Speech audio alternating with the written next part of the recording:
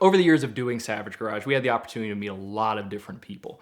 And one person I think back to that is just like nail on the head for things that we did over the years with Savage Garage was how we met our buddy David Lockhart. David is somebody that has been on a ton of our Savage rallies from over the years. We've done a ton of events with him.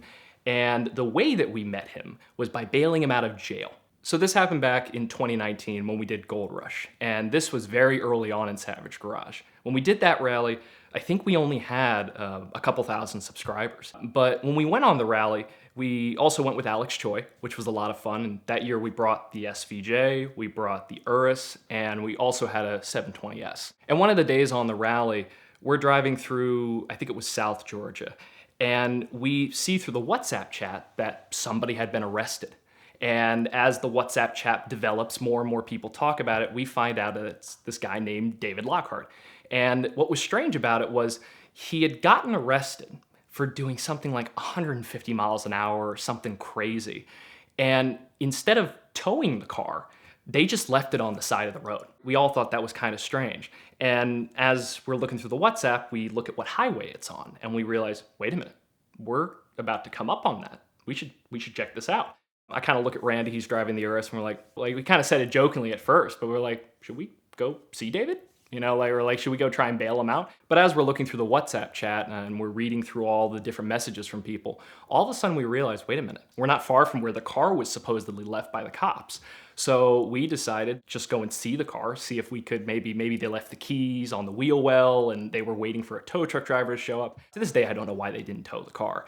And I don't even remember how David got the car back. As we're driving down the highway, all of a sudden we see the car. It was about 20 minutes or 30 minutes after we had initially seen the WhatsApp chat. We see the car and it had been pulled over into the grass on the right. It wasn't on the shoulder anymore, it was just pulled over to the right. And we get out of our car, we pull over, and we're checking the wheel wells to see if the keys are there or something, because we figured maybe we'll drive the car to the jail wherever he was and go bail him out. We check the car, there's no keys there. Get back in the car, we're looking at the WhatsApp, and we find out what jail he's at. Turns out the jail's about 25 minutes away. So we keep driving, and we decide, you know what? We're gonna bail out Dave. And besides the fact that we figured, hey, this might be cool for a video to film this, the other reason was because we were kind of behind the main group with GoldRush, what the initial plan was from the organizers was someone's gonna have to turn around, go get Dave, so that way we can get his car out of impound if it ended up going to impound, and of course get David out of jail. So we just decided, you know what, like, let's make it a little bit easier on the GoldRush folks, and let's go bail him out, and because it was on the way for us. Instead of somebody having to double back, we were just able to go there. Now, as we get a bit closer to the jail, and I'll never forget this, it was just so ridiculous. We get close to this jail, and it's telling us to go down this dirt road. And we thought our Waze was messing up. There's no way that we gotta go down a dirt road to get to this little jail. But we zoom out of the maps, and that's where it was.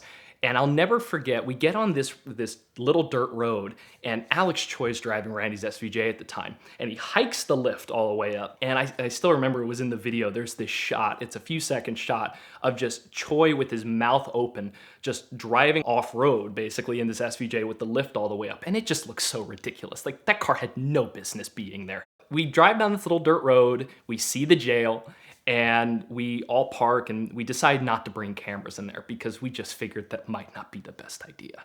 So we record on our cell phones.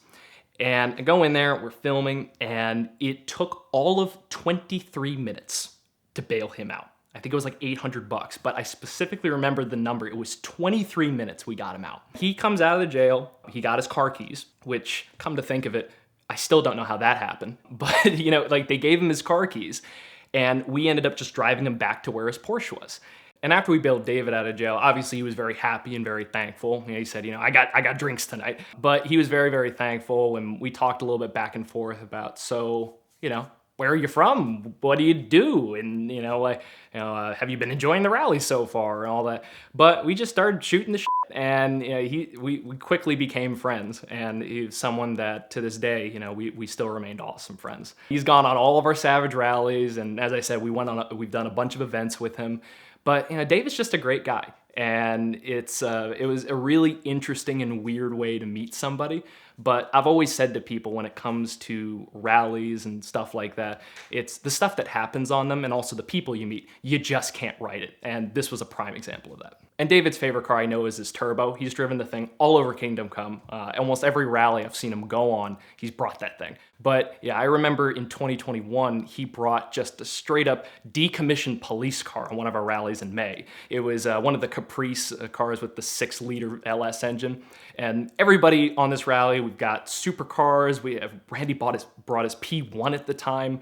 And there's just this 6-liter V8, just Chevy box. It's a shoebox Chevy. He's driving on this rally. It had left lane patrol on it, and it kept up with everything. And one of his favorite cars recently, he's brought on a whole bunch of rallies, has been this Tesla Plaid that he has lettered up as like the Dale Earnhardt NASCAR.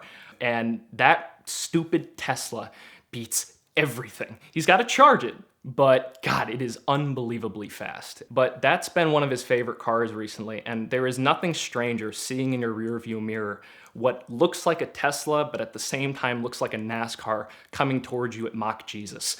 It's really, really fun to see that thing on our rallies. So about a year goes by, and we decided to do this early morning shoot with Randy's Pagani in the Sunny Isles area. We wanted to just basically shoot some glamour shots with it. And our buddies, Golden Peaks Productions, they had brought their big camera rig out, and they said, let's shoot something cool. So I said, sure, that would be awesome to have a whole bunch of really nice camera car footage of the Pagani and some of our other cars. So we're shooting this, and David decided to show up. We had just invited a couple of our friends, David being one of them.